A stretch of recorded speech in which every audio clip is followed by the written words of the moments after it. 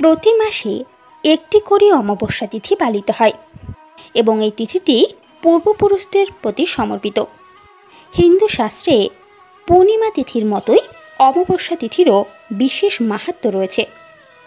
শাস্ত্রমতে অমাবস্যা তিথিতে পূর্বপুরুষদের আত্মার শান্তির জন্য তর্পণ, পিণ্ডদান ও শ্রাদ্ধকর্ম করা হয়ে থাকে।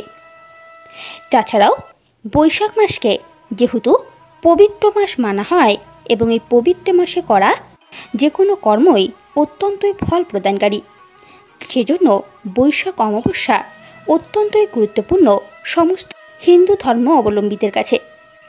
বৈশাখ মাসে অমাবস্যা তিথিতে তর্পণ দান করার প্রথা প্রচলিত রয়েছে এবং আজ আমরা এই ভিডিওর মাধ্যমে জেনে নেব যে এবছরের এই বৈশাখ অমাবস্যা কবে পড়ছে, 7 না 8 মে, এবং এই অমাবস্যার ব্রত মাহাত্ম্য বা ব্রতের কি প্রাধান্য রয়েছে আমাদের হিন্দু শাস্ত্রে তার সম্পর্কে জানব।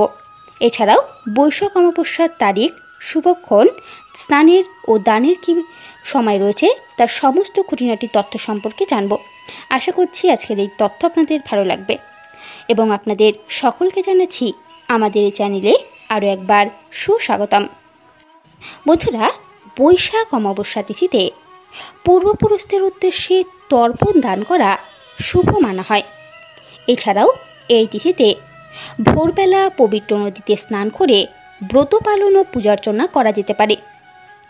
এই অমাবস্যায় অশ্বত্থ গাছের পূজা করলে পূর্বপুরুষদের আত্মা শান্তি পায়। অশ্বত্থ গাছে পূর্বপুরুষদের বাস। শুধু পূজাই নয়, এই তিথিতে অশ্বত্থ গাছ লাগানো অত্যন্তই মঙ্গলজনক। এছাড়াও এই বৈশাখ অমাবস্যায় দান করা অত্যন্তই শুভ। গ্রীষ্ম ঋতুর সূচনা হয়ে যাওয়ায় এই তিথিতে জল দান করা অত্যন্ত শুভ। এই দিনে জল ছত্র স্থাপন করতে পারেন। পাশাপাশি পশু পাখির জন্য জল ও খাদ্যের ব্যবস্থা করা যেতে পারে। রাস্তায় তৃষ্ণার্ত ব্যক্তিদের জল পান করালে পূর্বপুরুষরা তাতে প্রসন্ন হন। এছাড়াও এই দিন যত পারবেন বৃক্ষরোপণ করুন, তাতে আপনার জীবন সুখ শান্তিতে ভরে উঠবে এবং জীবনের সমস্ত বাধা বিপত্তি দূরীভূত হবে। এছাড়াও বৈশাখ অমাবস্যায় বেশ কিছু মন্ত্র রয়েছে যেগুলি পাঠ ও শ্রবণে বিশেষ ফল প্রদান হয়, যেমন ওম নারায়ণ বিদ্মহে বাসুদেবায় ধীমতি তৈচ্ছে বিষ্ণু প্রচোদয়াৎ এবং ওম হিং কার্তবীর্যার্জুন নামো রাজা বাহু সহস্রবান যস্য স্মরণে মন্ত্রেণ ইতং নষ্টং চ লভ্যতে।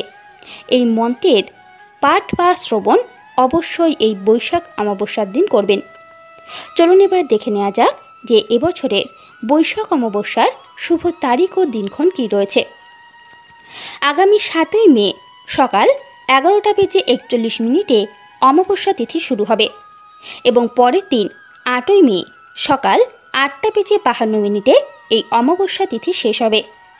এই কারণে দুদিন অমাবস্যা তিথি পালিত হবে। তবে পিতৃ সংক্রান্ত কাজের জন্য যেহেতু দুপুর 12টার পর থেকেই শুভ মানা হয় এবং কাজ শুরু হয়, তাই 7 মে দিনটি শাস্ত্রসম্মত বিধেয় পিতৃপুরুষদের উদ্দেশ্যে তর্পণ বা পিণ্ডদানের জন্য। কারণ দুপুর নাগাদ যে অমাবস্যার প্রভাব থাকে তাতে পিতৃতর্পণ শ্রাদ্ধ করা সবথেকে বিধেয়। কিন্তু যারা স্নান দান করতে ইচ্ছুক তারা 8 মে এই অমাবস্যা তিথি পালন করবেন। 8 তারিখ উদয়া তিথিতে অমাবস্যায় স্নান ও দান করা শুভ। শাস্ত্রে উদয়া তিথিতে যে কোনো উৎসব ও অনুষ্ঠান পালন করার প্রথা রয়েছে, তাই অমাবস্যায় দেবকর্ম 8 মে করাই শ্রেয় বা শুভ। এছাড়াও এই বৈশাখী অমাবস্যাতে যেহেতু দান ও স্নানের বিশেষ মাহাত্ম্য রয়েছে এবং অত্যন্তই শুভ বলে মানা হয়, তাই এই দিন দান ও স্নান অবশ্যই করবেন এবং এই দান ও স্নান আপনারা 8 এপ্রিল করবেন।